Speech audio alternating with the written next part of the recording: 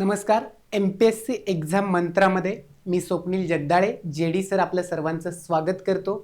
आणि आपण ज्या गोष्टीची आतुरतेने वाट पाहत होतात की मॅथ्स 2020 आणि MPSC एक्झाम मंत्रा म्हणजेच रिफ्लेक्शन सेम आहे, तोच पॅटर्न पडतो ना की तेच क्वेश्चन सुद्धा आपले रिपीट झालेले आहेत, आपण टेस्ट सिरीजमध्ये घेतलेले. त्याच्यासाठी आपण आत्ताच्या पहिल्या फेजमध्ये एक्झामच्या दृष्टीने येणाऱ्या की 5 टेस्ट घेणार आहोत. त्याच्यातली पहिली टेस्ट अतिसंभाव्य ज्याला आपण बोलतो एक्सपेक्टेड क्वेश्चन, म्हणजे 20 क्वेश्चनचा एक संच म्हणजे असे 100 क्वेश्चन. पहिली टेस्ट पाहणार आहोत. पहिला प्रश्न आहे ट्रेनवर. एक ट्रेन 36 सेकंदात एक स्टेशन प्लॅटफॉर्म आहे आणि 20 सेकंदात त्या प्लॅटफॉर्मवर उभा असलेला मनुष्य पास करते.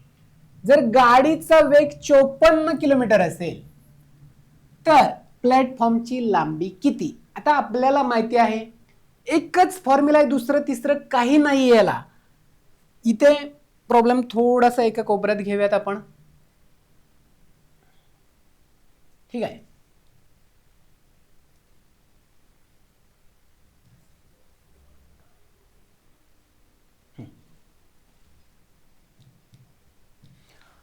एकच फॉर्म्युला आहे कोणता? D is TV. Distance is equal to time into velocity. अंतर इज इक्वल टू वेळ इंटू वेग.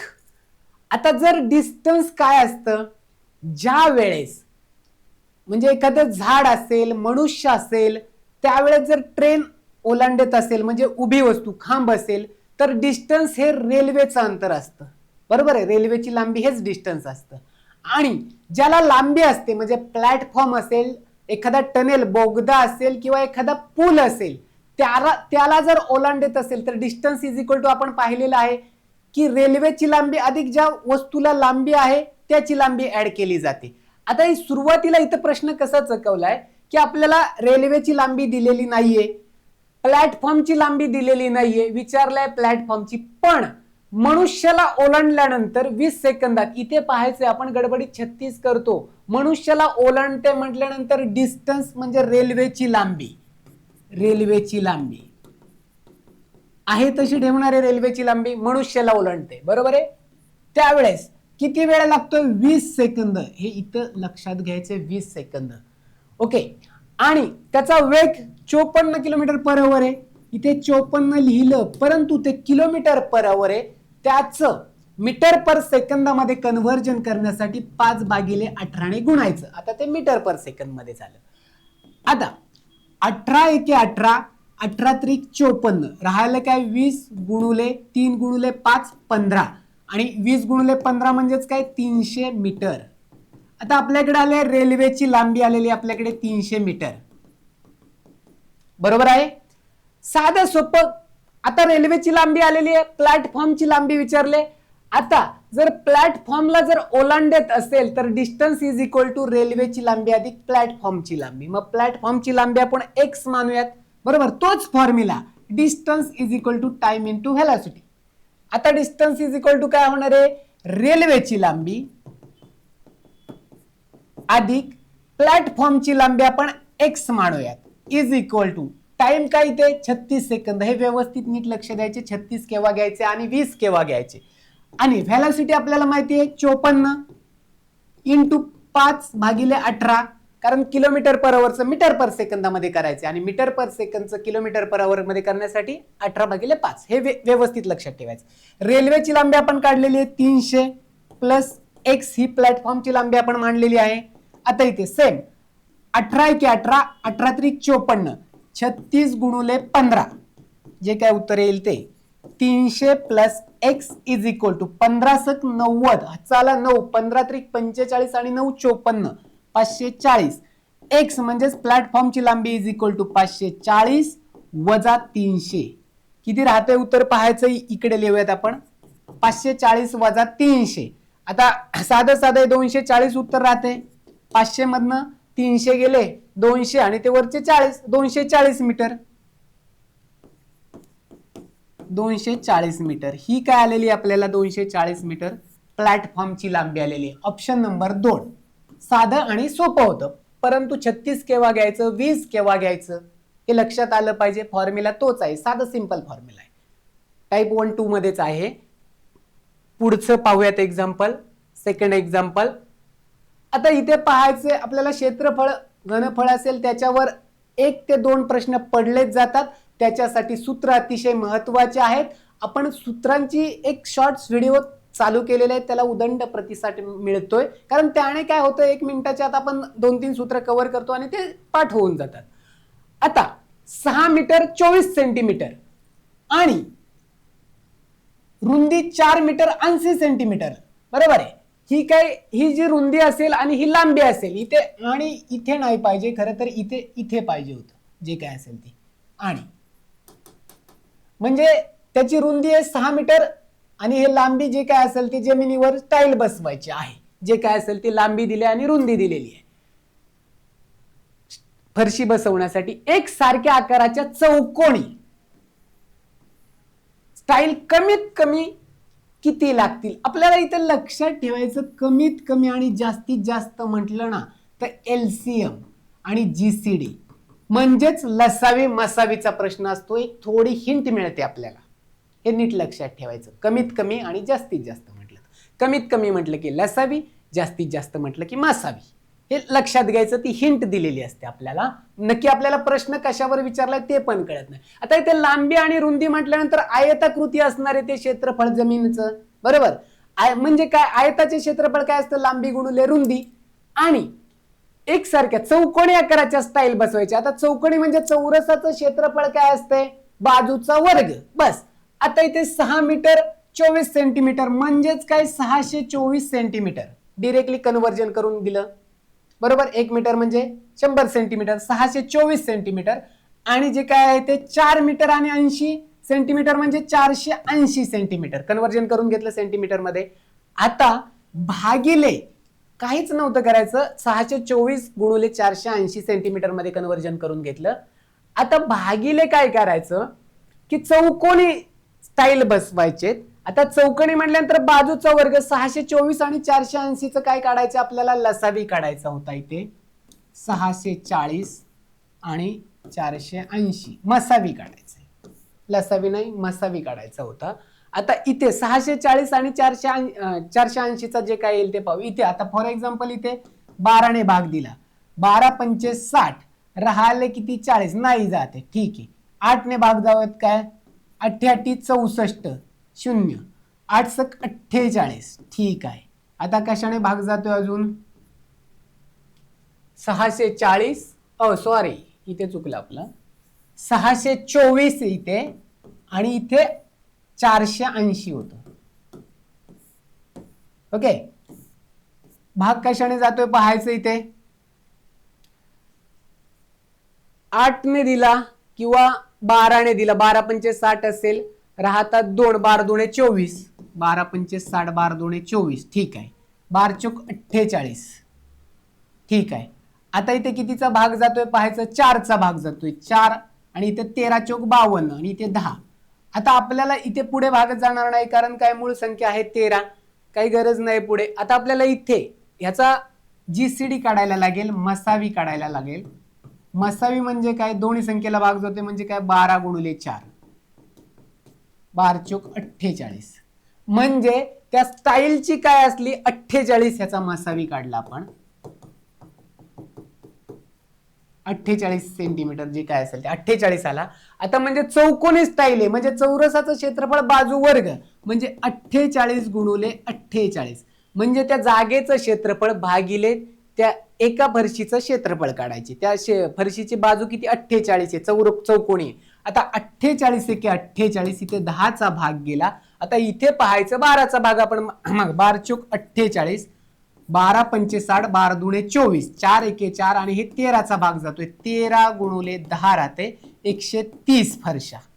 किती आहेत 130 फरशा किंवा स्टाईल ज्या काय असतील त्या. 130 कुठे ते सेकंड नंबर ऑप्शन. लक्षात आलं, कारण आपण एक्झामला जसे प्रश्न विचारला ती लेवल विचारले. आता टेस्ट सिरीजला तर आपण भरपूर, कारण तिथे तर 10 12 15 आले तर टेस्ट सिरीजला 17 18 19 पर्यंत जाता येतं. आणि हा पेपर आपण आयोगाच्या धर्तीवर, कारण दिवस पाहता आणि उगीच बर्डन उगीच हार्ड क्वेश्चन न काढता त्याच पद्धतीने आलं लक्षामध्ये? म्हणजे आपण सेंटीमीटर मध्ये 624 गुणिले 480 ते जमिनीचं क्षेत्रफळ, आणि बाजू कशी काढली तर ह्याचा मसावी काढलेला आहे. 624 आणि 480 चा मसावी 48. चौकोनाकृती फरशी आहेत म्हणून बाजूचा वर्ग 48 गुणिले 48, त्याचा फक्त भागाकार व्यवस्थित करायचे 130 फरशा. ऑप्शन नंबर बी. आता सरळ व्याज चक्रवाढ व्याजावर सूत्र विचारलं जातं आणि आपली भंबेरी उडते, आपल्याला वाटतं अजून काहीतरी अवघड आहे. आता हे गणित भरपूर वेळा रिपीट पण झालं असेल. ज्योती वंदना ह्या दोन ज्या काही व्यक्ती आहेत, लघु उद्योगासाठी बँकेकडून समान कर्ज एकाच दराने घेतलेलं आहे, सरळ व्याजाने घेतलं, हे लक्षात घ्यायचंय. ज्योतीने 2 वर्षात 8,680 रुपये हे 2 वर्षात ज्योतीने फेडलेलं आहे, आणि वंदनाने 5 वर्षात 11,200 रुपये कर्जाची परतफेड केलेली आहे. लक्षात येते आपल्या? तर प्रत्येकी किती कर्ज घेतले? मग आपण काय करणार? सरळ व्याजाचं सूत्र PRN डिवायडेड बाय 100 ते करण्याचा प्रयत्न करणार. चक्रवाढ व्याजाचा तर इथं सवालच पैदा होत नाहीये. ओके, आणि मग ते सोडवण्याचा. आणि इथं ज्या वेळेस काहीतरी दिलेलं असतं ना, त्यावेळेस आपल्याला एक सराव प्रॅक्टिस भरपूर करायची असते, कारण आयोग तेवढ्या पण लय हार्ड कुठे काहीतरी विचारलं जात नाही. इथे लक्षात घ्यायचं, सरळ व्याज हे प्रत्येक वर्षी सारखंच असतं. ही जर ज्याची कन्सेप्ट क्लिअर आहे त्याला हे सोपं जातं. म्हणजे ह्या वर्षी सरळ व्याज 200 असेल, पुढच्या वर्षी पण 200च राहणार आहे, त्याच्या पुढच्या वर्षी 200च राहणार आहे. चक्रवाढ व्याज म्हणजे व्याजावरचं व्याज, ते वाढत जातं. आता इथे लक्षात घ्यायचं आपल्याला की 5 वर्षात 11,200 म्हणजे काय केलंय? जी काय कर्ज घेतलं होतं आणि त्याचं व्याज, त्याला आपण बोलतो रास, अमाऊंट, रास. बरोबर आहे ना? म्हणजे कर्जाची परतफेड कशी घेतली जाते? 5,000 रुपये घेतले आणि देताना त्याचं व्याज लागून येणार आहे ते, त्याला कर्जाची परतफेड बोलतात, रास. ते मुद्दल मध्ये मिळवलं जातं. आता प्रिन्सिपल मुद्दल ज्याला बोलतो. आता 5 वर्ष, इथे आपण 5 वर्षाचं किती, कोणी ते समान कर्ज एकाच दराने, काहीच करायचं नाहीये. 5 वर्ष म्हटलं की 11,200, बरोबर आहे. आणि इथे किती आहे? 2 वर्ष. ज्योतीने 2 वर्षात किती? 8,680. 8,680. आता ह्याची जर वजाबाकी केली आपण, हे 10 आठ गेले 2 आणि हे 11 6 गेले 5, इथे किती राहतात? 10 आठ गेले 2. आता मग ह्याची जर वजाबाकी केली, 5 वर्षाचं जे 11,200 आणि 2 वर्षाचं 8,680 आहे, म्हणजे हे 3 वर्ष, 5 2 गेले, हे 3 वर्ष राहिलं. हे 3 वर्षाचं व्याज झालं, बरोबर आहे ना? 3 वर्षाचं व्याज झालं. ह्याच्यावरून आपण काय काढणार आहे? 3 वर्षाचं व्याज किती झालं? 2520. आणि 1 वर्षाचं जर काढायचं म्हटलं व्याज, तर 2520 डिवायडेड बाय 3. हे 3 तिकडे जाणार, कारण सरळ व्याज हे प्रत्येक वर्षी सेमच असते. मग काय येणार आहे इथे? 1 वर्षाचं 3 8 24, बरोबर आहे. राहिलं 1 3 चौक 12, 840 रुपये. आता आपण 1 वर्षाचं काढून घेतलं इथे, बरोबर आहे.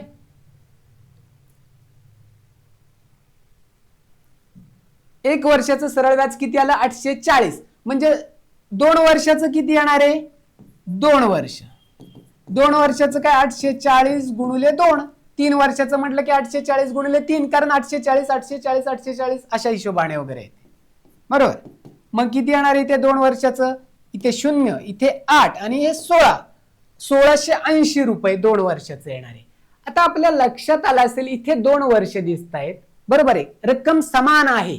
आता 2 वर्षामध्ये तिने किती केलेली आहे रक्कम? परत 8,680.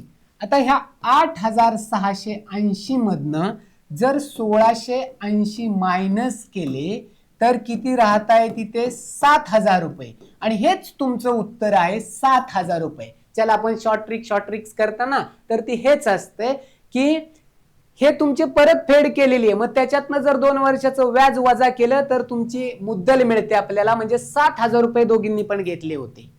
ओके, समान कर्ज समान व्याजदराने घेतले होते. साधं सोपं आहे. मी पहिल्यांदा काय केलं? 5 वर्षाचं होतं, त्याच्यातनं 2 वर्षाचं मायनस केलं, जी काही कर्ज घेतलं होतं ते राज अमाऊंट झाली होती. 3 वर्षाचं व्याज मिळलं. 1 वर्षाचं व्याज 840, 2 वर्षाचं व्याज 1,680. आता आपल्याकडे काय आहे? 2 वर्षात 8,680 रुपये परत केलेले आहेत आणि त्याच्यातनं 2 वर्षाचं व्याज जर वजा केलं तर आपल्याला ती प्रिन्सिपल मुद्दल बेसिक अमाऊंट 7,000 रुपये कर्ज घेतलं होतं दोघींनी पण, हे मिळतं. आपल्याला लक्षात आले पाहिजेत कन्सेप्ट. रास इज इक्वल टू म्हणजे कर्जाची परतफेड केव्हा होते, जे घेतलेली रक्कम अधिक त्याचं व्याज, मग आपण जी परतफेड केली ती रक्कम आणि त्याच्यातनं व्याज वजा केलं, 7,000 रुपये उत्तर आलं. बस. ऑप्शन नंबर किती? 1. पुढे जाऊयात. हा, आता हे तर आताच्या सी सेटला असेल विचारलं होतं, क्वेश्चन मोठा दिसतोय. एक दुकानदार काय प्रश्न आहे की प्रत्येकी 2 वस्तू घेतलेल्या आहेत आणि प्रत्येकी 20,000 रुपयाला विकल्या. पहिली विकल्यानंतर 20% तोटा झाला आणि दुसरी विकल्यानंतर 40% नफा झाला. तर संपूर्ण व्यवहारात त्याला शेकडा नफा किंवा शेकडा तोटा काय होईल, किती होईल? आता इथे एकच लिहायचं. आपण ते दुकानदाराने वस्तू घेतल्या, मग पहिली वस्तू 20,000, दुसरी वस्तू 20,000, मग त्याच्यावर ते 20% तोटा काढायचा आणि ह्या परत 20,000वर 40% नफा, आणि मग ते काही करायचं नाहीये. इथं काही करायचं नाहीये. इथे फक्त एकच करायचं. तोटा म्हणजे इथे 20% तोटा म्हणजे 100 वजा 20 करायचं. किती राहतं इथे? 80. आणि इथे नफा म्हणजे 100 अधिक 40 करायचं, 140. बस. ह्याच्या पलीकडे काहीच नाही करायचं. ओके. काय तोटा झालाय, किती झालाय? 20. आणि नफा झालाय, किती झालाय? तुमचा नफा किती झालेला आहे की 40%, म्हणजे 100 मध्ये अधिक मिळवले 40. आता फक्त एक पॉइंट द्यायचा. इथे 1 पॉइंट दिला, 1 पॉइंट दिला, 8. आणि इथे राहिले 14. 14 गुणुले 8 किती झाले? 14 8 किती? 112 होत आहेत. बरोबर आहे. 112 म्हणजे पहिल्यांदा 100 होते, त्याच्यावरून 112 झालेले आहेत. आणि म्हणजेच काय करायचं? 112 म्हणजे, आणि हे लगेच हे काय करायचं नसते, हे 12 राहते फक्त. म्हणजे 12% काय झालेलं आहे? नफा झालेला आहे. बस. काही नाही केलेलं. सगळ्यात साधं सोपं. आता मी हे तुम्हाला समजण्यासाठी सांगितलं. मी तर 10-10च मानत असतो.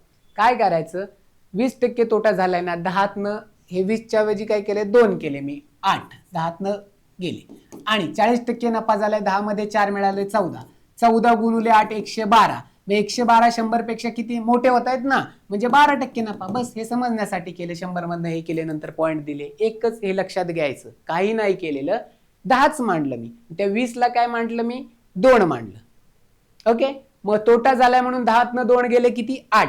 आणि इथे नफा झाल्यामध्ये 10 अधिक 4 14. त्यांचा गुणाकार केला, 14 8 112. जर 100 पेक्षा जर कमी आला असता तर तो तोटा झाला असता, परंतु गुणाकार किती आला? 112. हे समजण्यासाठी व्यवस्थितरित्या साधं सिंपल होतं. पुढे जाऊयात. हा, आता इथे एका व्यक्तीने त्याच्या प्रवासातील 30% अंतर काय सांगितलेलं आहे? 20 किलोमीटर पर आवर वेगाने, आणि 60% अंतर 40 किलोमीटर पर आवर वेगाने, आणि उरलेलं अंतर म्हणजेच किती? 30% आणि 60%, 90% झाले. आणि उरलेलं अंतर किती? 10%. इथेच काढून घेतलं. 10 किलोमीटर पर आवर वेगाने पूर्ण केले तर त्याचा पूर्ण प्रवासातील सरासरी वेग. आता आपण इथे काय करायचे की टोटल अंतर हे 100% म्हणून इथे 100 लिहिले. आता आपल्याला तो मागाचाच फॉर्म्युला माहिती आहे, distance is equal to time into velocity. मग तेच फॉर्म्युला फिरवले. आता 30% आहे. आता इथे काय केलं? सुरुवातीचे 30 भागिले 20 बरोबर आहे, प्लस 60. हे कितीने केलेलं आहे? 40ने केलेलं आहे. आणि राहायला किती उरलेलं? म्हणजे 30 आणि 60 90, टोटल 100 आहे. राहायला 10, ते 10 किलोमीटर पर 10 भागिले 10 केलं. बस. काय केलं इथे? टोटल अंतर 100 आहे. अंतर भागिले काय केलं त्याचं की सरासरी वेग काढायचे. मग तोच फॉर्म्युला आहे, काय नाही, distance is equal to time into velocity. Distance divided by time is equal to velocity. तेच केले आपण. डिस्टन्स 100 मांडलेले. आता टाइम 30 आहे ते 20ने केलेले, 60% आहे ते 40ने, आणि उरलेलं 10 ते 10. बस. एवढंच. तोच फॉर्म्युला इकडे झालेला आहे. आता जे काय असेल ते सोडून घेऊया. तिथे हे 100 आहे तसे लिहिले, डिवायडेड बाय, आता हे इथले शून्य घालवला तरी चालेल, काहीच अडचण नाहीये. ओके. म्हणजे 3 भागिले 2 प्लस 6 भागिले 4. आता इथे जर आपण लक्षात आलं की प्लस 1, इथे लक्षात द्यायचं. इथे काय होणार आहे? 2 त्रिक 6, 2 दुणे 4, म्हणजे 3 भागिले 2, 3 भागिले 2, म्हणजे फक्त काय होणार आहे इथे? 100 3 हे 3 आणि 3 6 होणार आहे. 6/2 अधिक 1. ओके, जे काय उत्तर येईल त्या पद्धतीने लिहायचं वगैरे येते. 6/4 बेत्रिक 6 बेदुणे 4 त्या हिशोबाने. ओके, आता जे उत्तर येते काय इथे 100 अपॉन इथे 8/2 येते. हे आलं लक्षामध्ये. ह्याला 2 ने गुणलं म्हणजे किती 8/2 म्हणजेच 8/2 म्हणजेच किती 4. 100/4 किती आलं 25 किलोमीटर पर आवर कुठे दिसतंय इथे पहिलंच आहे. हे लक्षात येते ना. हा व्यवस्थित रित्या करायचे. अंशाचा छेदाचा जो काय गुणाकार भागाकार असतो बेरीज वजाबाकी ते व्यवस्थितरित्या. इथे काय केले काहीच नाही केलेलं. इथे 3/2 अधिक 3/2 6/2 होत आहेत अधिक 1 म्हणजे 8/2 होत आहेत. 8/2 म्हणजे 4. 100/4 म्हणजे 25 किलोमीटर पर आवर वेगाने. हे एवढंच साधं सिंपल होतं. आपण जे आयोग आता जे पेपर काढतंय ना त्याच हिशोबाने काढलाय हा पेपर, की कारण एक्झामला तुमचा सराव व्हावा आणि ते पडावं. त्याच्यामध्ये 2 संख्यांचा लसावी मसावी अनुक्रमे 6 म्हणजे लसावी 6 आणि मसावी 72 आहे. एक संख्या दुसरीच्या 3/4 पट असेल तर मोठी संख्या कोणती. ओके, आता साधं सोपं आहे. लसावी गुणुले मसावी इज इक्वल टू पहिली संख्या गुणुले दुसरी संख्या. हा फॉर्म्युला पाठच पाहिजे. लसावी इंटू मसावी इज इक्वल टू पहिली संख्या गुणुले दुसरी संख्या. लसावी किती आहे 6. 6 गुणुले 72 इज इक्वल टू पहिली संख्या आपल्याला माहित नाही x. दुसरी संख्या आपल्याला काय करायचंय 3 म्हणजे त्या पहिल्या संख्येच्या 3/4 1च्या 3/4. बस हाच फॉर्म्युला आहे. लसावी गुणुले मसावी पहिली संख्या गुणुले दुसरी संख्या. 6 गुणुले 72 काही करायची गरज नाही. येते गुणाकार वगैरे येते. X square. आता हे जे काय आहे इथेच आपण लगेच 6 × 72 आहे तसं ते 4 इकडे जाऊन वर जाणार आहे आणि हे 3 खाली येणार आहे. तिथे हे एक्स स्क्वेअर होणार आहे. कशाला विनाकारण स्टेप वाढवायचे. आता हे 3 दुणे 6 होणार. 72 गुणुले 2 किती होणार 144 आणि गुणुले 4 आहे तसा ठेवला एक्स स्क्वेअर. आता आपल्याला काय करायचं एक्स ची व्हॅल्यू जी पहिली संख्या आहे ते मग काय करायचं हे जर अंडर रूट मध्ये घेतलं गेलं. अंडर रूट मध्ये म्हणजे ह्याचा गुणाकार करत बसण्यापेक्षा 144 आणि 4 असं केलं. ह्याचा 144 वर्गमूळ 12 2 4 वर्गमूळ 2 x इज इक्वल टू 24. काय गुणाकार वगैरे करायचं नाही. साध्या सोपे 24 म्हणजे ती संख्या 24 येणार आहे. ह्याच संख्येच्या 3/4 म्हणजे दुसरी संख्या लहान येणार ना. म्हणजे आपलं उत्तर अपेक्षित उत्तर मिळालेलं आहे 24. विषय संपला. लक्षात येते ना. आयोग अशा पद्धतीचं क्वेश्चन फॉर्मॅट करतं. आपल्याला वाटतं वेगळं काहीतरी केले काही केलेलं नसतं. उत्तर 24. इथे पण हे गुणाकार भागाकार त्यासाठी वर्ग वर्गमूळ घन घनमूळ हे पाठ असायला लागतात. बेरीज वजाबाकी चांगल्या पद्धतीने असायला लागते तर हे आपल्याला येतं. बेसिक कन्सेप्ट असतात. बेसिक मॅथमॅटिक्स ज्याला आपण बोलतो. ओके, पुढचं पाहायचंय ठीक आहे. हा, आता सेम अशाच पद्धतीचा क्वेश्चन आता आपल्याला CSAT ला आलता 2025 चा जो पेपर झाला आपला त्या पेपरमध्ये सेम काहीच फरक नव्हता. आयोग असेल म्हणजेच पेपर सेटर असतील त्या मागच्या PYQ चा मागच्या पेपरचा सारांश घेत असतो. म्हणून आपण बऱ्याच वेळा सांगत असतो मॅथ्स असेल किंवा इतर कोणताही सब्जेक्ट असेल तर PYQ हा तुमचा अभ्यासाचा पाया असतो, बेस असतो. त्याच्यावरून आपल्याला पुढे कळत असतं की प्रश्न कशा पद्धतीने विचारलेत. कोणताही पेपर काढून पहा मागचा पेपर तशा पद्धतीचा पॅटर्नच असतोय. 23चा पहा 24ला पडलेला आहे. आता तुम्ही जर ग्रुप बी साठी जर करत असेल तर तेच पेपर फॉलो करा शक्यतो. ग्रुप सी साठी असेल तर ते मागचे PYQ आणि तशाच पद्धतीच्या टेस्ट सिरीज आपण केले. जर आयताची लांबी 50% ने वाढली दुसरं काहीच नाही केलेलं 50% ने 100 होती आता इथे झाली किती 150 झाली आणि रुंदी 25% ने कमी झाली गुणुले आयताचं क्षेत्रफळ माहित पाहिजे लांबी गुणुले रुंदी 25% ने कमी झाली म्हणजे 75. ओके, आता तर त्याच्या क्षेत्रफळातील टक्केवारीत कितीने बदलली आहे काही करायचं नाही. जर वाढली तर 100 मध्ये 50 मिळवले, कमी झाली तर 100 मधनं 50 कमी केली. ह्याचा फक्त गुणाकार करायचे, दुसरं काही करायचं नाही. हा गुणाकार किती आणि त्याच्याही पुढे मी साधं सिंपल सांगितलेलं आहे की एक एक पॉईंट द्यायचा असतो. इथे एक पॉईंट दिला इथे एक पॉईंट दिला म्हणजे 15 गुणुले 7.5 ह्याचा जो काही गुणाकार येईल ते त्याचं उत्तर असणार आहे. आता हे 15×5 75. ओके, पॉईंट आहे तो दिला. हा चला 7 15×7 105 107 आणि 5 किती 112 112.5 म्हणजेच किती रे, 100 पेक्षा जास्त आलेलं आहे, म्हणजे 12.5 उत्तर येणार आहे त्याचं. 12.5% किंवा 12.5%ची वाढ एवढंच करायचं होतं. आले लक्षामध्ये? हा एक पॉईंट देणं नीट व्यवस्थित लक्षात ठेवायचं की एक पॉईंट द्यायचा. आता हे तुम्हाला मी वेगळ्या एक पद्धतीने सांगितले. मी काय केलं, 50%ने वाढली म्हणजे 100च्या ऐवजी मी 15 केलं. 10 मध्ये 15 म्हणजे 100 मी मानायचो ते 10च मांडलं, म्हणजे 50%ने वाढली तर 5ने वाढली म्हणजे 15. आणि आता माझ्याकडे 10 आहेत आणि त्याच्यातले आता इथे काय होतं, मग तुम्हाला ते 25% ते काढायचं थोडं, हे 50% असलं हे ते. आता 25% म्हणजेच किती येणार आहे रे तुमचे, की 10 मधनं 2.5 वजा केले तर काय येणार आहे 7.5. मग ह्याचाच गुणाकार हेच आले नाही ते.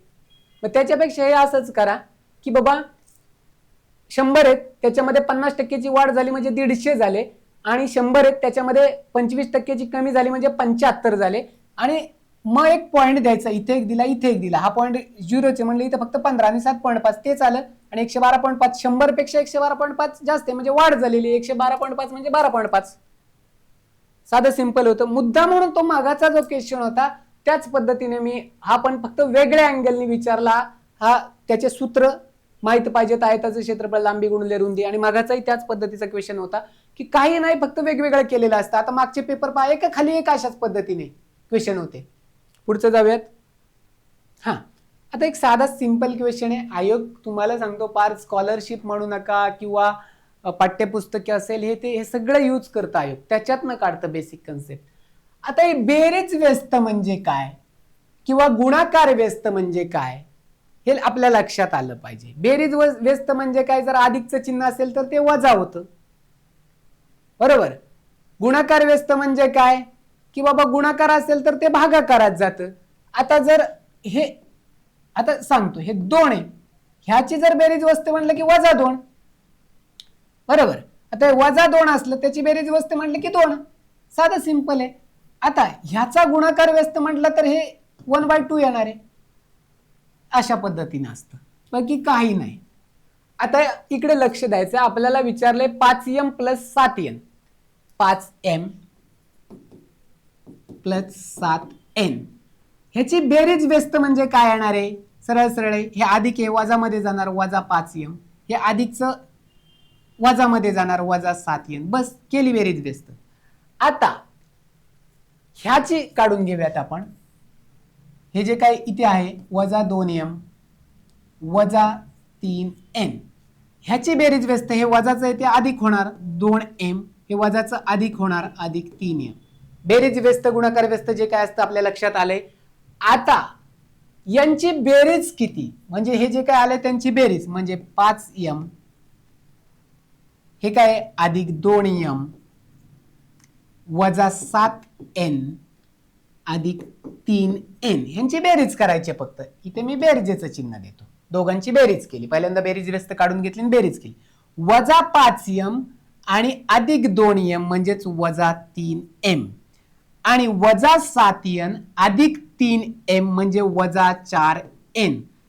हे उत्तर कुठे दिसते, -3m -4n, second number option. हे अतिशय सोपं आणि साधं होतं, पण जर कन्सेप्ट माहीत नसेल बेरीज व्यस्त म्हणजे काय, गुणाकार व्यस्त म्हणजे काय, तर ते आपल्याला सोडवता येणार नाही. ओके, पुढे जाऊयात आपण. हा आता आपल्याला हे गणित हे मुळात पाय चार्ट वर आधारित आहे, पण काही वेळेस आपल्याला लक्षात येत नाही. आपल्याला पाय चार्ट म्हणजे आपल्याला ते वर्तुळ काढायला लागतं, ते कोण द्यायला लागतात, ते 14 अंश 15 अंश 30 अंश 140 अंश हे द्यायला लागतं, मग आपल्याला कळतं ते पाय चार्ट वर आहे. पण मुद्दा म्हणून असा क्वेश्चन का दिलेला आहे, सेम हाच क्वेश्चन असतो फक्त चार्ट दिलेला असतो.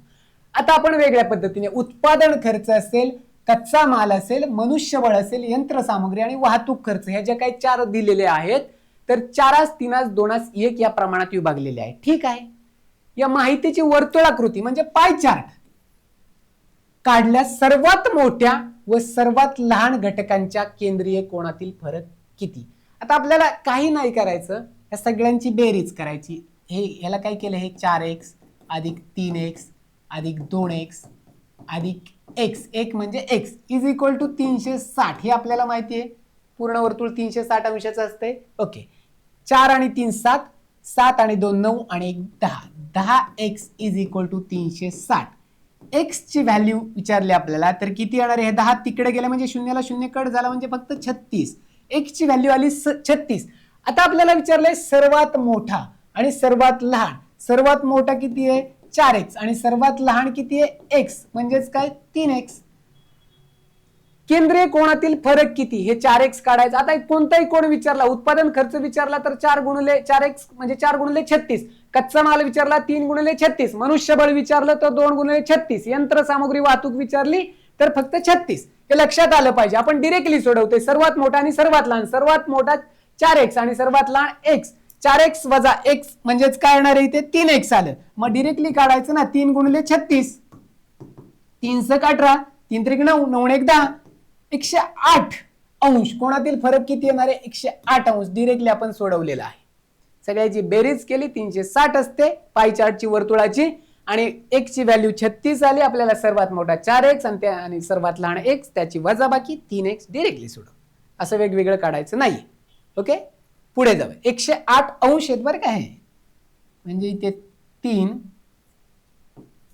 गुणिले 36 108 अंश. 108 अंशाचा कोण असेल त्या दोघांमध्ये? पुढे जाऊयात. ते सर्वात मोठं कोण आहे, सर्वात लहान आहे, त्याची गरज पण नाही, विचारलं पण नाही, फक्त कोणातील फरक विचारलेला आहे. पुढे जाऊयात आपण.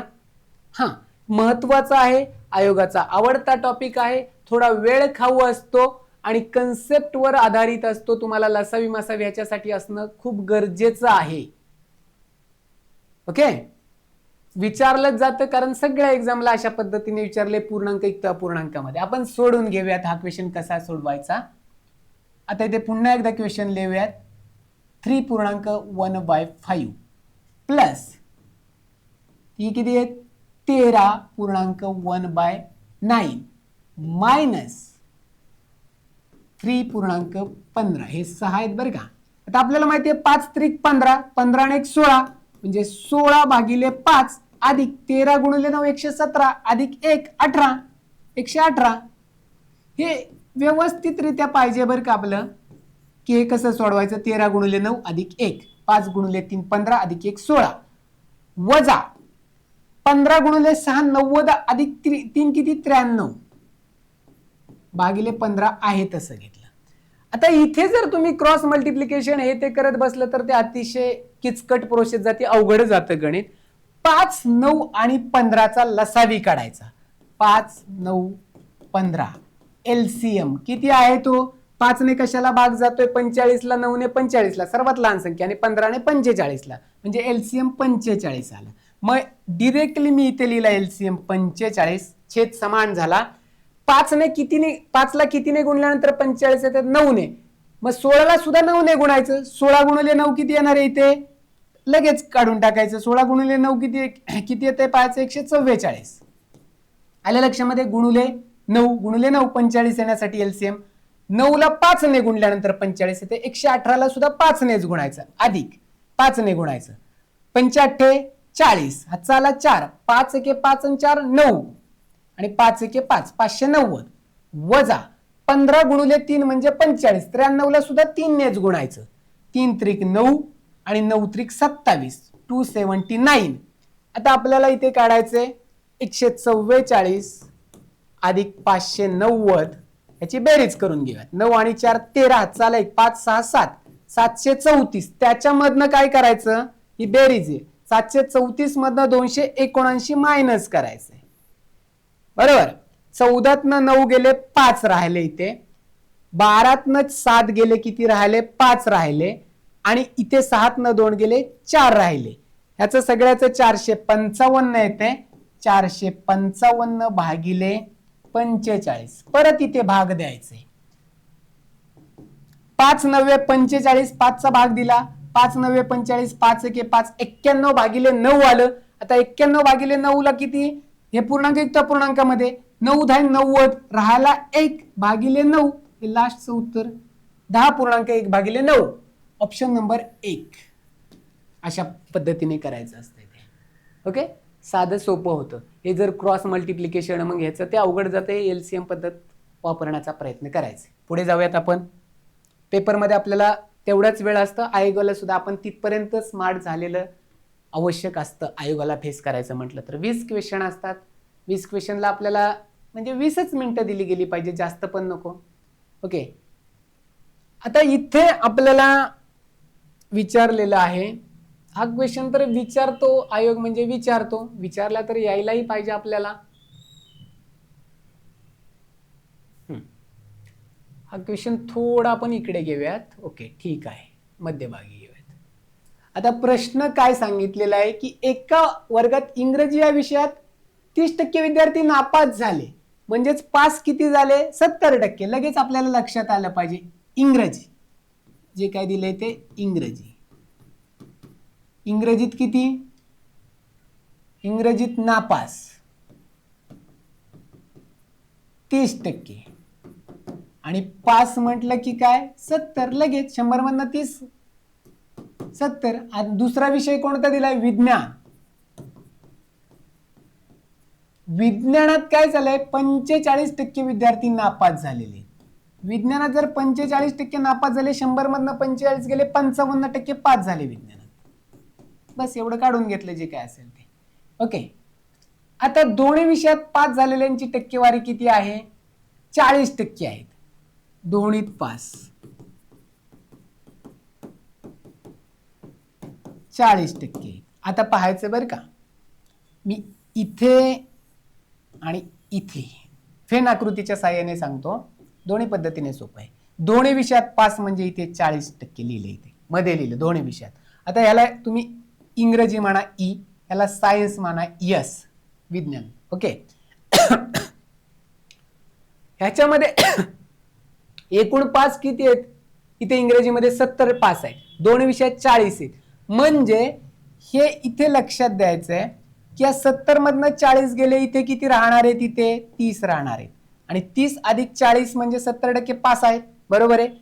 आणि इथे सायन्स मध्ये 55% पास आहेत, एकूण 55% पास आहेत.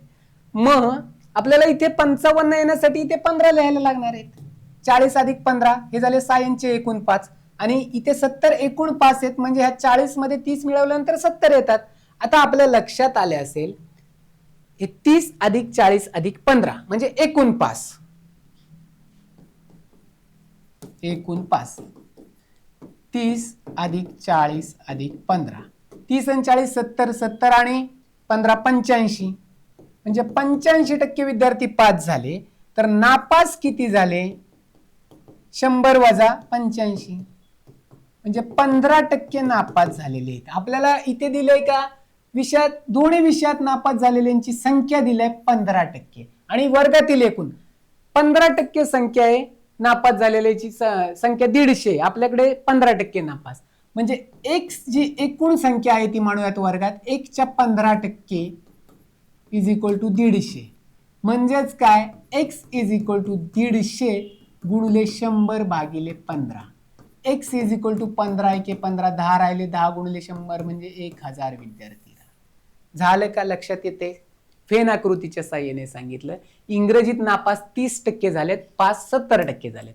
विज्ञानात नापास 45% झालेत, म्हणजेच पास 55%. दोन्ही विषयात पास 40%. मग इथे आपण एकूण पास झालेल्यांची संख्या काढली 40, 40 आणि हे 70 इकडले राहिलेले. ओके, टोटल 70 झाले इंग्रजीत, आणि इथे 55 येते, दोन्ही विषयात 40 आणि हे 15 55 येण्यासाठी हे झाले 30 40 15 85% एकूण पास झाले. मग नापास किती? 100 वजा 85 15%. मग नापासांची संख्या किती आहे? 150. मग एकूण विद्यार्थ्यांच्या 15% इज इक्वल टू 150. मग एकूण विद्यार्थी 1000. 1000 कुठे उत्तर येते? Option number 3. एवढं करायचं. फेन आकृतीच्या साहाय्याने सोपं जातं ते. ओके, पास पास साईडला काढायचे, नापास नापास साईडला काढायचे, तसं झालं तरी चालतं, काही अडचण नाही. पण ह्या सोप्या मेथडनी सांगितलेलं आहे मी. मग ते फॉर्म्युला पाठ करायला लागतो. एकूण पास इज इक्वल टू पहिल्या विषयात पास अधिक दुसऱ्या विषयात पास मायनस दोन्ही विषयात नापास किंवा ते पास, हे मग ते पास पास पास असं ते करायला लागतं. आता इथे काळ काम वेग याच्यावर आधारित आहे की क्वेश्चन आपण अशा पद्धतीने आहे क्वेश्चन. एबीसी असे 3 मजूर आहेत. हा क्वेश्चन इथे ठेवूयात. ए बी सी ने 1800 रुपयांचे काम केले 3 मजुरांनी. ए ने 6 दिवसासाठी काम केलं, बी ने 4 दिवसांसाठी केलं आणि सी ने 9 दिवसांसाठी केलं. त्यांची दैनंदिन मजुरी किती झाल्या? 5, 6 आणि 4. म्हणजे इथे ए, बी आणि सी 5, 6 आणि 4. ह्याला एक्स एक्स करूयात आपण. हे गुणोत्तर ह्याच्यामध्ये दिले प्रमाणात, त्याला आपण काय केलं? 5x, 6x आणि 4x असे हे झाली मजुरी त्यांची. मजुरी म्हणजेच वेतन काय असेल ते. ओके, आता ह्याने किती दिवस काम केले? 6 दिवस. ए ने 6 दिवस म्हणजे 5x गुणुले 6. बी ने किती दिले? 4. 6x गुणुले 4 केलं. आणि सी ने किती केलेलं आहे? 4x गुणुले 9. काही नाही, फक्त किती दिवस केलेले ते करायचं आपल्याला. 6 पंचे 30x, 6 चौक 24x आणि 9 चौक 36x. आता x x x कॅन्सल केलं. इथं 6 पंचे 30 फक्त 5 राहिले. 6 चौक 24, 6 6 36. आपल्याला काय वाटतं माहितीये का? आपण डायरेक्टली 5 6 4 ह्याने याची बेरीज करतो आणि ते डिवाइड करतो, पण इथे काय ते दिवस दिलेत नाही ने 6 दिवसासाठी, बीने तर हे वेगळे येते. आता 5 4 6 हे असा रेशिओ येतोय त्यांचा. आता हे 5 4 6 आहे ना, काय करायचं आता? जर आपल्याला ए कडून किती रक्कम मिळेल म्हणजे ए ला किती रक्कम मिळेल असं म्हणायचं त्यांना. या तिघांची बेरीज करायची. आता हे जे गुणोत्तर आले ना, ह्याची बेरीज करायची नव्हती आपल्याला. म्हणजे 5 अधिक 4 अधिक 6, 6 4 10 5 15 ह्याची बेरीज करायची. आता जर ए चं विचारले म्हणल्यावर ए ची रक्कम एकूण रक्कम किती आपल्याकडे? 1800 रुपये तिघांना मिळालेली आहे. टोटल यांची बेरीज किती आली? 15 गुणुले ए किती आहे इथे? हे ए बी सी आहे बरं का. ए किती आहे? 5. बी जर विचारला बी ची रक्कम तर गुणुले 4 करायचं. सी ची रक्कम विचारली गुणुले 6. सेम 1800 भागिले 15 जे काय असेल. 5 एके 5, 5 त्रिक 15, 3 एके 3, 3 सक 18 हे शून्य आले. 600 रुपये ए ला मिळेल. 600 रुपये कुठे ऑप्शन आले? इथे. बी ची जर विचारली असती तर फक्त गुणुले 4 केलं. सी ची जर विचारली गुणुले 6. साधं सोपं होतं. कशाची पण विचारले जाऊ शकते. साध्या सोप्या मेथडनी सांगितलेले, सोप्या पद्धतीने. हे व्यवस्थितरित्या लक्षात ठेवायचं. पुढे पाहूयात आपण. आता एक संख्या मालिका अंक श्रेणी अशा पद्धतीचं विचारलं जातं. अशा पद्धतीचे प्रश्न लगेच सुटले ताबडतोब, लक्षात आलं तर सोडवायचं, नाहीतर स्किप करायचं आणि पुढे जायचं. कारण ही वेळ खाऊ किचकट असतात. सुटलं तर लगेच सुटतं. ओके, प्रश्नाला अडून नाही बसायचं. कोणता प्रश्न टॅकल करायचा आणि कोणता सोडून द्यायचा हे आपल्या लक्षात आलं पाहिजे. लगेच क्विक होतं आपल्याला ते. आता इथं काय केलेलं आहे? 11. आता इथे जर 11 केले आणि त्याच्या पुढे काय केलेलं आहे? 12चा वर्ग अधिक 12 हे केलेलं आहे. म्हणजे 12चा वर्ग किती आहे? 144 अधिक 12 जर त्याच्यामध्ये मिळवलं गेलं तर किती होत आहे तिथे? 156. हे लक्षात आलं तर ठीक. आता इथे पुढे आहे 14. मग त्या आपल्याला काय करायचं? त्याच्या पुढची संख्या म्हणजे 15चा वर्ग अधिक 15 करायचे. 15चा वर्ग 225 अधिक 15 240. 240 उत्तर आहे त्याचं. कुठे आहे ते? त्याच्यासाठी वर्ग गण पाठ करा हे सांगितलेलं आहे. ते पाठच करायचं आहे आपल्याला. लक्षात आलं इथे कशा पद्धतीने केलेलं आहे? 11 आहे, त्याच्या पुढची संख्या घेतल्या 12, 12चा वर्ग केला अधिक 12 केलेले. 14 आहे, 14च्या पुढची संख्या 15 घेतली आहे, त्याचा वर्ग केला आणि त्याच्यामध्ये 15 मिळवलेली. ओके, 240 उत्तर आहे. Option number 4. पुढे पाहूयात आपण.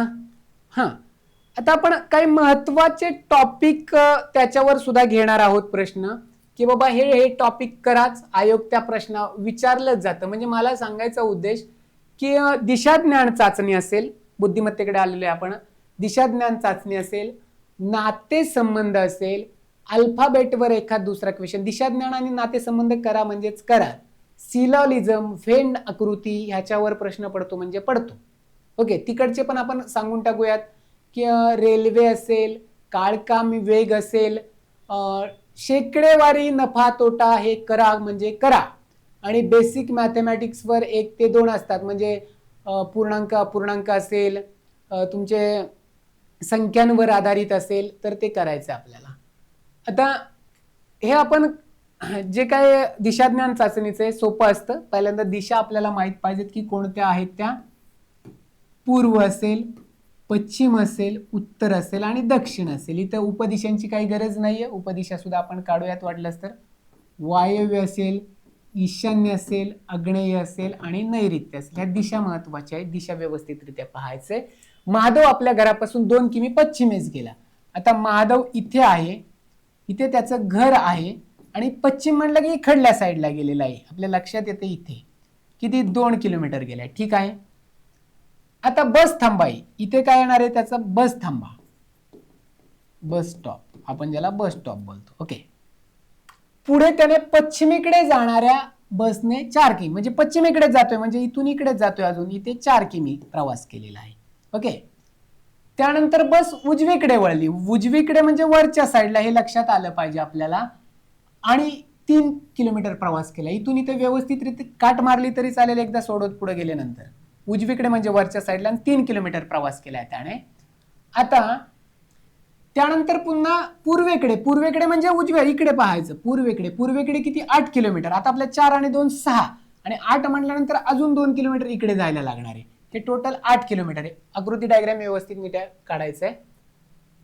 पुन्हा एकदा बस उजवीकडे म्हणजे खालच्या दिशेने वळली आणि 6 किलोमीटर अंतर कापले. आता हे 3 आहे, अजून 3 म्हणजे हे 6, म्हणजे इथून इथे जर हे केलं तर हे 3 आणि हे 3 म्हणजे हे 6 किलोमीटर झालं. ओके. 6 किलोमीटर आलेली आहे बस खाली. त्यानंतर बसने पश्चिमेस प्रवास सुरू केला आणि 8 किलोमीटर अंतर जाऊन थांबली. आता पश्चिमेस म्हटल्यानंतर इकडल्या साईडला.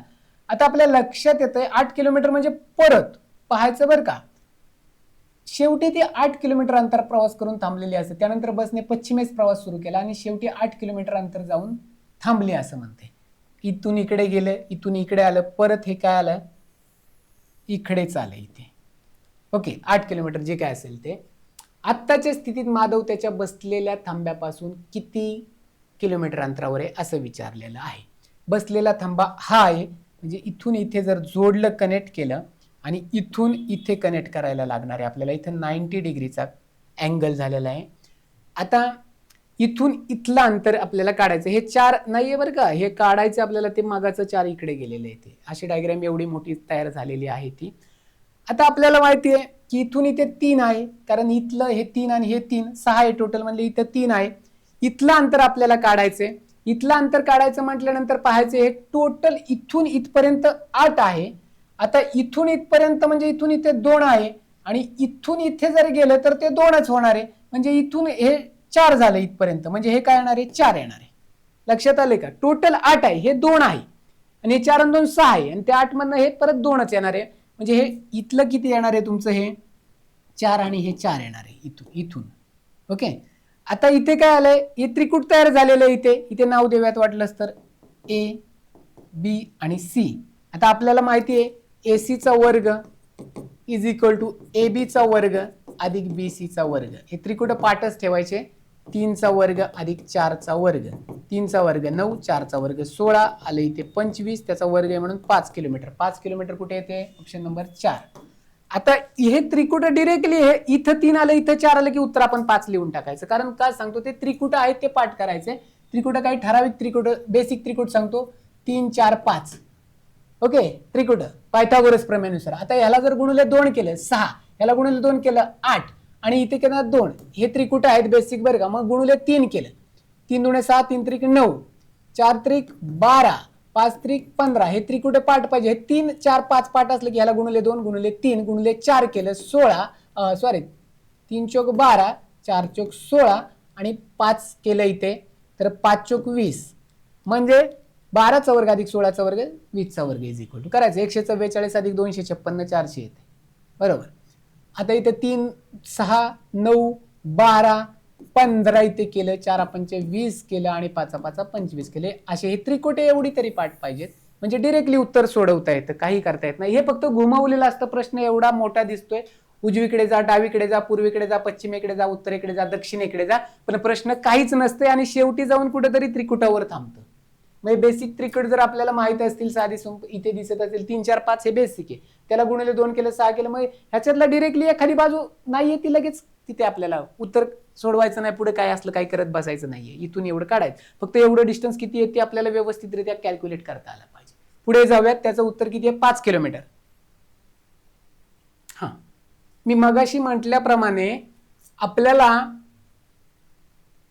की बाबा अशा पद्धतीचं एक सिलॉलिझम ज्याला बोलतो आपण, की विधाने देतात, अनुमाने देतात. आता इथं काही खांब पेन आहेत असं दिलं आपण, विधान दिले, आणि काही पेन बाटली आहेत, बॉटल्स. अनुमान काय दिले? कोणताही खांब बाटली नाही, सर्व पेन बाटल्या आहेत, काही बाटल्या खांब आहेत आणि कोणताही पेन खांब नाही. सुरुवातीला आपण काय करूयात, त्याची डायग्राम कशी येते, काही खांब पेन आहेत, काही बाटली, काही पेन बाटली आहेत. आता इथे जर म्हणजे हे पेन मी इथे लिहिलं, इथे पेन लिहिलं, काही खांब पेन आहेत म्हणजे खांब मला इथे काढायला लागणार आहे,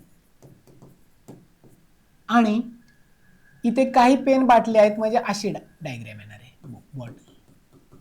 आता या काय होतंय, आपण काय करतोय, शक्यतो सेम अशाच पद्धतीचा ते मेटल्स, धातू, भांडी आणि स्टील आता MPSC आयोगाला आला होता क्वेश्चन, आणि जवळजवळ बहुतांश जणांचा चुकलेला आहे. कारण का माहिती का, एकच डायग्रामवरून काढायचा प्रयत्न केला आणि तो चुकला गेला.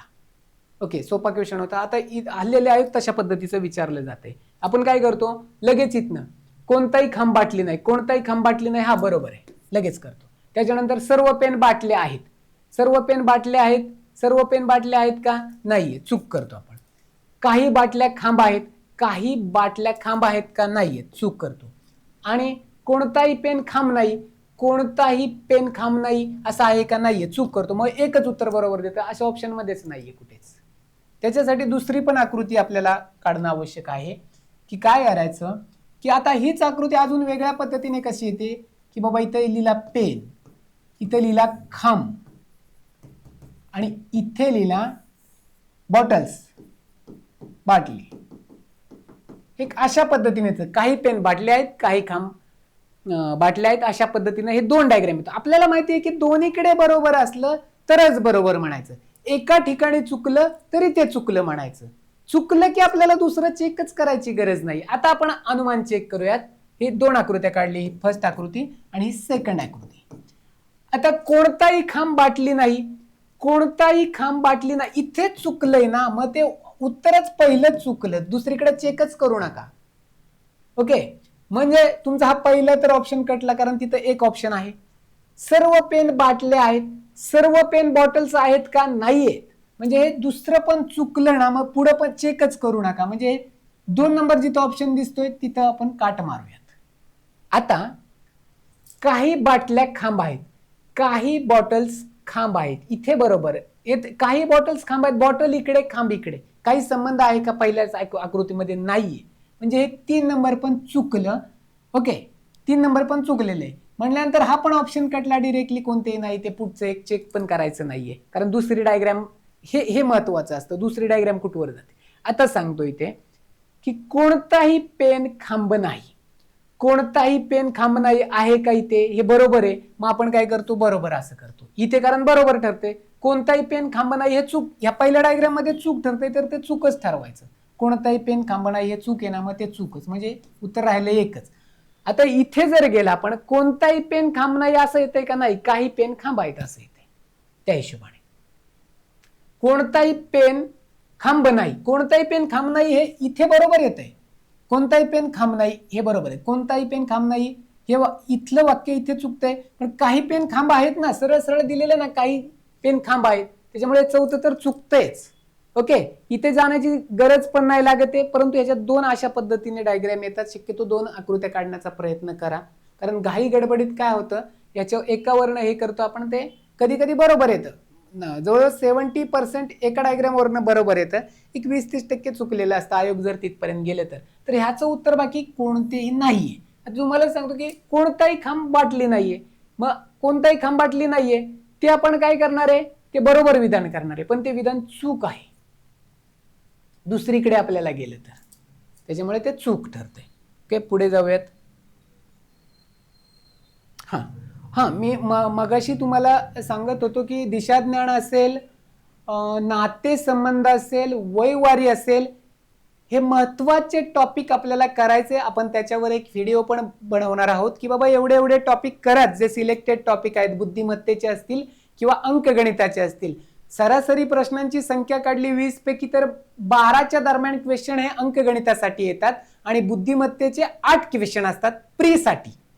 ओके, प्रीसाठी अशा पद्धतीचे त्याचं म्हणजे मार्किंग सिस्टीम असते. आता राकेश आणि संजय यांच्या वयाचे गुणोत्तर 5 वर्षापूर्वी एकाच 5 होते, परंतु 5 वर्षानंतर त्यांच्या वयाचे गुणोत्तर एकाच 3 होईल. तर राकेशचे आजचे वय, आता राकेश इथे पण 1 दिला, इथे पण 1 दिला, आपल्याला डिरेक्टली सोडवता येणार नाहीये, कारण जर दुसरा आकडा असला असता तर हे 5 वर्षात मायनस केले असते किंवा प्लस केले असते आणि त्याला इथे डिवाइड केलं असतं शॉर्ट ट्रिक्सने, पण इथे करता येणार नाही कारण 1 1 2 इकडे दिलेले.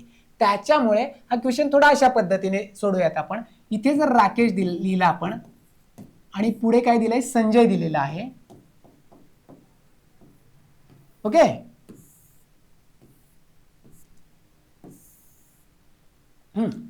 हा कॉलम जर इथे आडव्या पद्धतीने लिहूयात, इथे राकेश आणि इथे संजय आडव्या पद्धतीने सोयीस्कर जाईल. तिकडे आपण थोडीशी जागा ठेवू किंवा हे वर घेऊयात. आता इथं जर मी हे 5 वर्षापूर्वी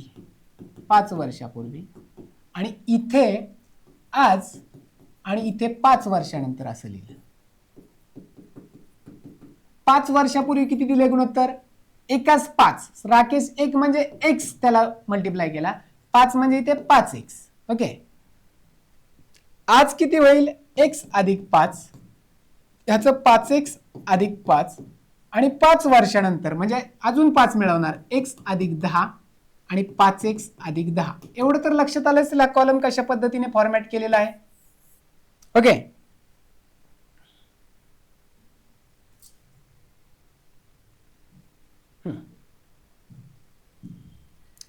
ठीक आहे. इथपर्यंत राकेश आणि संजय 5 वर्षापूर्वी काय केलं, एकाच 5 आहे म्हणजे राकेशचं x आणि संजयचं 5x. आजचं वय त्याच्यामध्ये 5 मिळवल्यात फक्त आणि 5 वर्षानंतर अजून 5 मिळवल्यात. साधं सोपं होतं. आता विचारलंय काय हे लक्षात घ्यायचंय की हे एकाच 3 नंतर करूयात. राकेशचे आजचे वय, राकेश इथे दिसतोय आणि आजचं वय इथे, म्हणजे उत्तर येणार आहे ते x मध्ये येणार आहे, आपल्याला x ची व्हॅल्यू मिळणार आहे, परंतु त्याच्यामध्ये आपल्याला 5 मिळवायचे हे आपण विसरतो आणि ऑप्शन मध्ये मात्र ते दोन्ही व्हॅल्यूज असतात. ओके, आपल्याला काय होतं, x कशाला तरी मानतो आणि त्याचं उत्तर निघतं, पण नाही तसं. आता या पद्धतीने आपण जाऊयात. 5 वर्षानंतर त्यांच्या वयाचे गुणोत्तर एकाच 3 होईल. 5 वर्षानंतर इथे किती, राकेश आहे x अधिक 10 5 वर्षानंतर आणि संजय किती आहे 5x अधिक 10. आता इथे एकाच 3 आहे, मग आपण काय करणार, जे आपली पारंपरिक बेसिक मेथड आहे त्या पद्धतीने जाणार. पेपरमध्ये तसं करायचं नसतं. हे काय करणार, ह्या 3 ने ह्या 3x अधिक ह्या 30 होणार, मग ह्या 1 ने तिकडे जाणार, मग x ची व्हॅल्यू मिळणार. आता मग जे ज्यांना काही येत नाहीये, तिथपर्यंत पोहोचत नाहीये, प्रॅक्टिस करायचा, सराव करायचा. नाही तर ते आजीबो गरीबोवाला म्हणतो ना, ती मेथड आपण तिथे यूज करतो आणि नको त्या प्रॉब्लेमला म्हणजे कितीतरी वेळ घालवतो. तशी आवश्यकता नसते. आता मी जर व्हॅल्यू पुटअप केली, x ची व्हॅल्यू फॉर एक्झाम्पल आहे ना इथे, की मी इथे x ची व्हॅल्यू 10 लिहिली, x इज इक्वल टू 10 लिहिलं तर 10 अधिक 10 20 होत आहेत आणि इथे 5 गुणिले 10 50 अधिक 10 60 होत आहेत. 20 भागिले 60 म्हणजे 1/3. 1/3 आलेलं आहे त्याचा रेशो. आता 1/3 जर रेशो आलेला आहे तो बरोबर आहे, म्हणजे x ची व्हॅल्यू आपल्याला हे सोडून 10च येणार आहे, बरोबर आहे. परंतु आपल्याला काय विचारलंय, राकेशचं आजचं वय विचारलंय, ते आहे राकेशचं आजचं वय x अधिक 5 आहे राकेशच्या आजचे वय. हे नीट लक्षात येत नाही, कारण हे x ची व्हॅल्यू तिथे 10 येते म्हणून आपण उत्तरात 10 लिहितो. तर राकेशचं वय, आजचे वय x अधिक 5, x अधिक 5 म्हणजे 10 अधिक 5 15 वर्षे. इथे आपण मात्र चुकतो, ते x हे कधी मांडले, 5 वर्षापूर्वीच मांडलेलं आहे. ओके, तर अशा पद्धतीने मग हे क्रॉस मल्टिप्लिकेशन सोडून गेलं तरी ते 10च येणार आहे. इथे काही शॉर्ट ट्रिक्स यूज करण्याचा प्रयत्न करायचा आहे. 15 वर्षे त्याचं उत्तर आहे ऑप्शन नंबर 1. ज्याला आपण बेसिक मॅथमॅटिक्स म्हणत होतो, तर त्याच्यावर एक पझल किंवा कूट प्रश्न अशा पद्धतीचा आपण ज्याला म्हणतो, साधं सोपं असतं. म्हणजे बेरजेला वजा म्हटले, वजाला गुणाकार म्हटले, गुणाकाराला भागाकार म्हटले, अशा पद्धतीचं ते नीट समजून घ्यायचे आणि बेरीज वजाबाकी गुणाकार भागाकाराचे नियम व्यवस्थित करायचे. गडबडीत प्रश्न चुकतो. आता इथे 64 गुणिले 10 आहे आता गुणाकाराला काय म्हटलं इथे वजा म्हटलेलं आहे, बरोबर. म्हणजे 64 वजा 10. यांनी ब्रॅकेट दिलाय म्हणून ब्रॅकेट आहे तसा, ब्रॅकेटला धक्का लावायचा नाही, जे दिले ते आपल्याला फक्त काय सिम्बॉल चेंज करायचे. आता वजाला काय म्हटलं इथे, वजा म्हणजे भागाकार, वजाला भागाकार म्हटले, भागाकार सिम्बॉल दिलं, ब्रॅकेट 15. अधिकला काय म्हटलं इथे गुणाकार म्हटले, 15 गुणुले 2. बस पुढचं आहे तसं. 5 अधिकला काय म्हटलंय गुणाकार, 9 गुणाकाराला काय म्हटलंय वजाबाकी, गुणाकाराला परत एकदा वजाबाकी 14, भागाकाराला म्हटलंय अधिक, अधिक किती आहेत 3 आहेत. आता हे नियम नीट लक्षात पाहिजेत बरं का. सुरुवातीला आपण व्यवस्थितरित्या सोडूया. 64 वजा 10 ब्रॅकेट मधलं जे असतं ते करून घ्यायचंय. 64 वजा 10 किती आले इथे 64, गुणाकाराला इथे वजा म्हटलेलं आहे, बरोबर. 64 इथे 10 नाही, इथे 4 आहेत. 64 वजा 4, 64 वजा 4 60, भागिले 15 गुणिले 2 म्हणजे 30. हे डिरेक्टली हे अशा पद्धतीने लिहिलं तरी चालतं, 60 भागिले 30, म्हणजे आपल्याला समजायला सोपं जातं ते. ओके.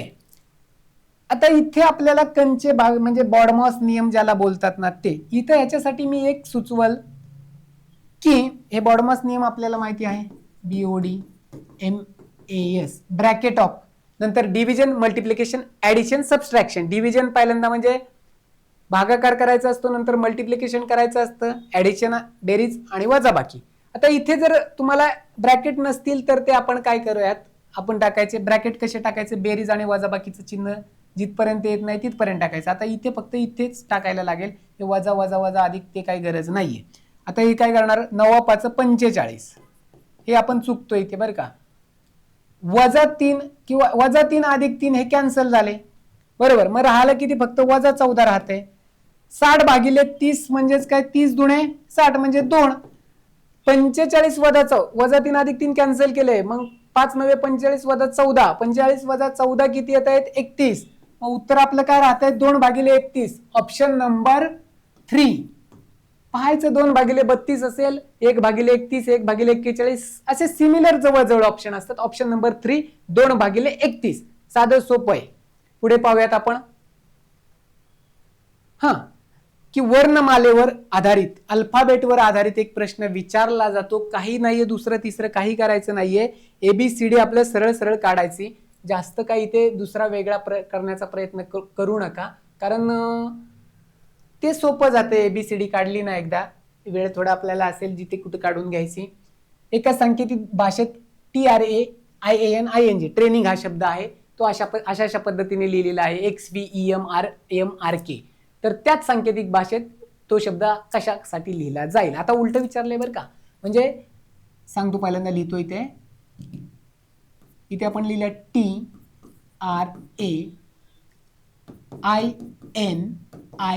TRAINING. आता त्याच्यासाठी काय लिहिलंय हे आपण सुरुवातीला काढून घेऊयात. Okay, XVEMRMRK. पण विचारताना काय विचारले, हा खालचा शब्द विचारलाय हे आपल्या लक्षात आलं पाहिजे. म्हणजे TIV नीट लक्षात आलं पाहिजे, TIV JIGX हे नीट लक्षात आलं पाहिजे की बाबा अशा उलट विचारलेलं आहे. विचारताना आपण काय करतो आहे ते त्या हिशोबाने लिहिलं जातं. खरं सांगायला गेलं तर बुद्धिमत्ता अतिशय सोपा असतो शिकवायला, परंतु प्रश्न सुटायला तेवढे सोपे नसतात. शिकवायला काय ते जे आहे फॅक्ट सांगितले जाते. ओके, आता इथे लक्षात येते ABCD काढायचीच आपण. ABCDEFGHIJKLM NOPQRSTUVWXYZ आणि ह्याला नंबरिंग देऊन घ्यायचं. 1 2 3 4 5 6 7 8 9 10, 11, 12, 13, 14, इथे 15 आहे बरं का, 16, 17, 18, 19, 20, 21, 22, 23, 24, 25 आणि हे 26 अक्षर अशा पद्धतीने काढली. हे काढून घ्या, सोपं जाईल, नंबरिंग द्या अशा पद्धतीने. आता टी नंतर एक्स कोणत्या स्थानी आहे, 1, 2, 3, 4 म्हणजे +4 केलेलं आहे. आता आर नंतर व्ही कोणत्या स्थानी आहे, 1, 2, 3, 4 म्हणजे सगळीकडे +4 आहे असं वाटतंय आपल्याला. जी नंतर के कितव्या स्थानी आहे, 1, 2, 3, 4 म्हणजे +4. आता लगेचच आपण शोधण्याचा प्रयत्न केला तर ह्याच्या नंतर टी कोणत्या, म्हणजे इथे -4 वर येईल, -4 म्हणजे टीच्या अगोदर 1, 2, 3, 4 इथे पी येतोय का, पी कुठे येतोय पाहायचं. इथे हे 2 ऑप्शन तर कटले गेले कारण पी येत नाही, -4 उलट करायचंय. आता चेक करायचे, सगळं चेक करत नाही बसायचं. PERAPCT आणि PRE दुसरंच चेक करा, आयच्या अगोदर -4 करा, 1, 2, 3, 4 ई येते, -4 ई येते. मग पीच्या नंतर ई एकाच ठिकाणी, पहिल्याच ठिकाणी, काहीच सगळं नाही चेक करत बसायचं. एवढं तर केलेलंच असतं ना, एवढं लिंक लक्षात आली ना. हे सगळीकडे काय आहेत रे, हे +4 +4च आहेत. चेक करून पाहायचे व्यवस्थितरित्या. +4 टीच्या नंतर +4 एक्स, आरच्या नंतर व्ही, एच्या नंतर 4 +4 5 आणि इकडून इकडे जायचे आपल्याला -4 -4 त्या हिशोबाने. तर चेक करून पाहायचं, व्हीच्या अगोदर -4 केलं, 1, 2, 3, 4 आर येते इथे. इथेच आपलं उत्तर मिळालेलं आहे. तरी पण एकदा चेक करूयात परत एकदा. जेच्या अगोदर 1, 2, 3, 4 एफ आणि आयच्या अगोदर 1, 2, 3, 4 ई. त्याच्यानंतर जीच्या अगोदर 1, 2, 3, 4 सी आणि एक्सच्या अगोदर 1, 2 एक्स, 1, 2, 3, 4 टी. म्हणजे परफेक्ट हा शब्द येतोय, पहिल्याच नंबरला. उत्तर तर आपल्याला केव्हाच मिळालं होतं. सगळं चेक करायचं बसायचे नाही, ऑप्शन कट करायचे. सगळ्यात भारी आहे त्याचं, म्हणजे कमी वेळात सोडवायचं असेल ऑप्शन कट करायचे. 2 ऑप्शन तर कट झाले, मग फक्त एकच शब्द चेक करायचा होता. आपल्याला ही ट्रिक्स लक्षात आली ना, मग सोपं जातं.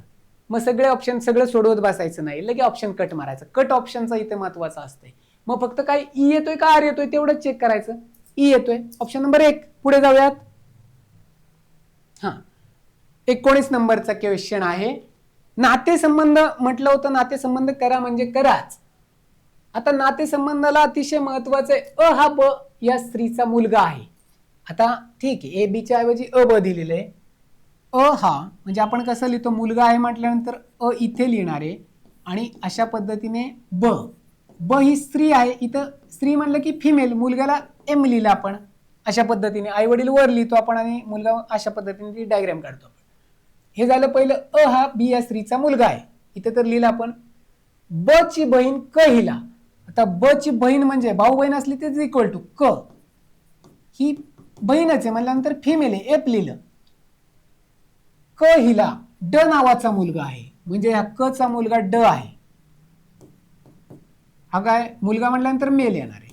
आता आपल्या लक्षात आलं असेल दोघी बहिणी बहिणी आहेत, म्हणजे हे दोघं मावस भाऊ आहेत. म्हणजे या बहिणी म्हणजे ही याची मावशी आणि ही याची मावशी, म्हणजे हे दोघे मावस भाऊ झाले. ओके. आता स हे ड चे मामा आहेत. आता ह्याचे मामा म्हटल्यानंतर काय, आईचे भाऊ, म्हणजे हे 3 भावंड आहेत स. ओके, मामा म्हणजे मेल. अशा पद्धतीने हे 3 भावंड आहेत एका लाईनीत लिहिली. आता जर ह्याचे मामा असेल आणि ह्याची मावशीचा मुलगा असेल तर ह्याचे पण मामा येणार, अ चे सुद्धा मामाच येणार आहे. तर स हा अ चा कोण, म्हणजे काय येणार आहे, स हा अ चा काय मामा येणार आहे. आणि हा अ विचारला असता सचा तर तो काय येतात, तो भाचा. बरोबर आहे. तर मामा हे उत्तर बरोबर आहे. ओके, आपल्याला आयोगाने मामा नाही बनवलं पाहिजे. ओके, त्याच्यामुळे इथे बरोबर येणं गरजेचं आहे. लक्षात येतंय ना. आपण काय करतो की बाबा पती पत्नी म्हटलं की गुणाकाराचा सिम्बॉल देतो. मुलगा मुलगी खाली असेल अपत्य म्हटलं की अशा पद्धतीने, भाऊ बहीण म्हटलं की इज इक्वल टू, हे भाऊ बहीण हे एकमेकांचे भाऊ बहीण लागतात अशा हिशोबाने, हे दोघे मावस भाऊ लागतात. ओके, तर मामा हे उत्तर बरोबर आहे. पुढे जाऊयात. कॅलेंडर आणि घड्याळ ह्याच्यावर आलटून पालटून क्वेश्चन असतात. कधी घड्याळावर असतो, कधी कॅलेंडरवर असतो. तर सोपा आणि समजायलाही सोपा आणि कमी वेळ लागणारा हा टॉपिक आहे. तर कॅलेंडरमध्ये काय होतं, फक्त एक दिवस पुढे किंवा एक दिवस मागे येतो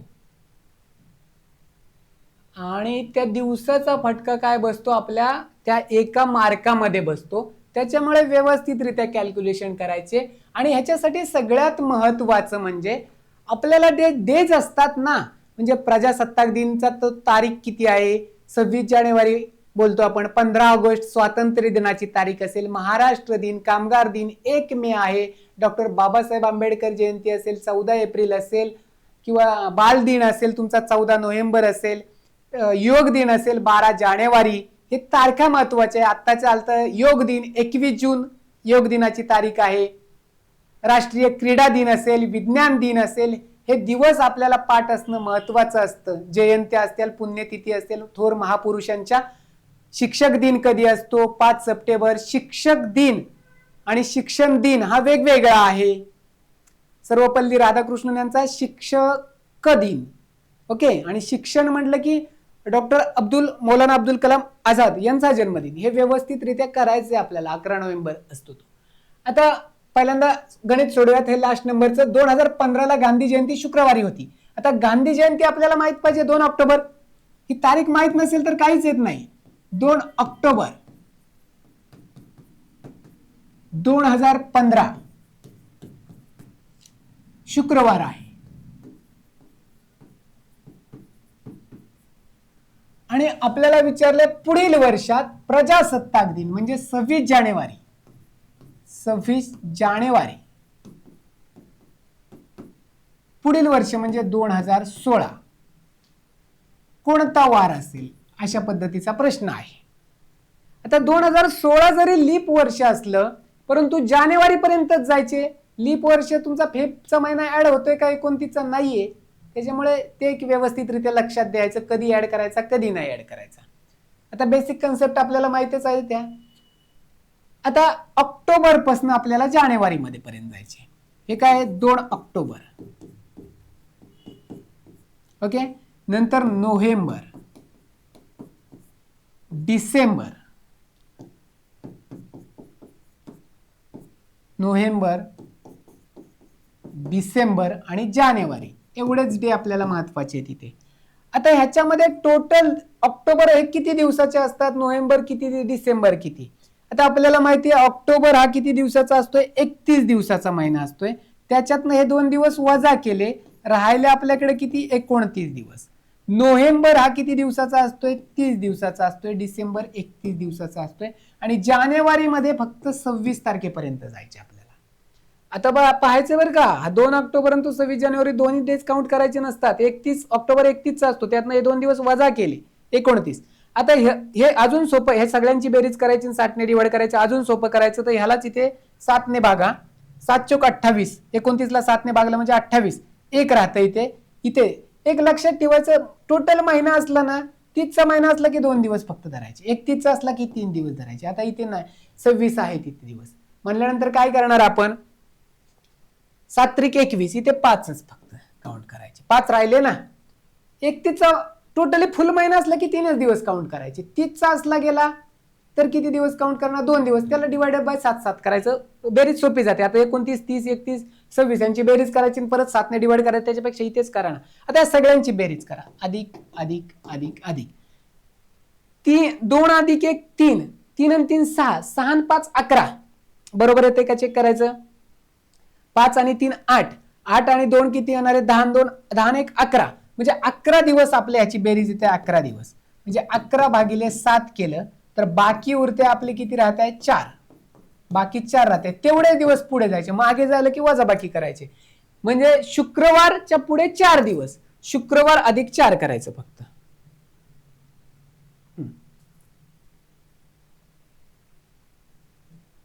इथपर्यंत आलोय आपण. लक्षात आले कशा पद्धतीने केलेले. ह्याची बेरीज केली, 11 आली, 11ला डिवायडेड बाय 7 केले, बाकी राहिली 4. मग शुक्रवारच्या पुढे 4, कारण पुढील वर्षी विचारले. शुक्रवार अधिक 4. शुक्रवारच्या नंतर पुढचा वार कोणता होतोय पाहायचं इथे. शनी, रवी, सोम आणि मंगळ. 1 2 3 4. शुक्रवार अधिक 4 कोणता वार येतोय, मंगळवार. उत्तर आपलं काय येणार आहे, ऑप्शन नंबर 1 मंगळवार. अशा पद्धतीचं आपलं काय मॅथ्स 2020 ज्याची आपण आतुरतेने वाट पाहतो. आता 2020 म्हणजे आपण त्याच्या नावातच आहे, आपल्याला 20 पैकी 20 मार्क घ्यायचे आहेत. कमीत कमी 18+, 15+, 16+, 17+ असे मार्क घ्यायचे आहेत. कारण का तर आताचं मेरिट पाहता, कॉम्पिटिशन पाहता, जागेंचं स्वरूप पाहता आणि याचा निश्चितच आपल्याला फायदा होणार आहे. 100% फायदा होणार आहे. आपण अल्टरनेट डेजला टाकणार आहोत. आज एक टाकलाय, परवा एक येईल. असे 10, 11, 12 तारखेपर्यंत जर वेळ जर आपल्याकडे असेल एक्झामचा तर अजून असेच 5 सेट आपण टाकणार आहोत. त्याच्यामुळे तुम्ही हा जरूर विचार करा. मागच्या आपले रिफ्लेक्शन पहा एकदा. क्वेश्चनचा आयोगाचा दर्जा पहा. उगीच क्वेश्चन अवघड काढणे किंवा उगीच सोपे काढणे तसं नाही. आयोग जशा पद्धतीने विचारते त्याच पद्धतीने आपण पण काउंटर केलं पाहिजे. बरोबर. त्याच्यामुळे अजून इथून पुढच्या दर्जेदार उत्कृष्ट आपल्या ॲपवर अवेलेबल होतील. त्याचा जरूर फायदा होईल. मी तर म्हणेल एवढेच क्वेश्चन करा, सगळा अभ्यास झाला असेल तर. म्हणजे आपण म्हणण्याचा उद्देश काय की आता फक्त 2020 खेळायची, आपल्याला टेस्ट मॅच खेळायला, वन डे खेळायला वेळ नाहीये. 2020 प्रत्येक बॉल आणि प्रत्येक मिनिट ना मिनिट महत्वाचा आहे इथे. त्याच्यामुळे अशा पद्धतीची टेस्ट सिरीज जरूर सोडवा. आपण इथे थांबूयात. थँक्यू. धन्यवाद.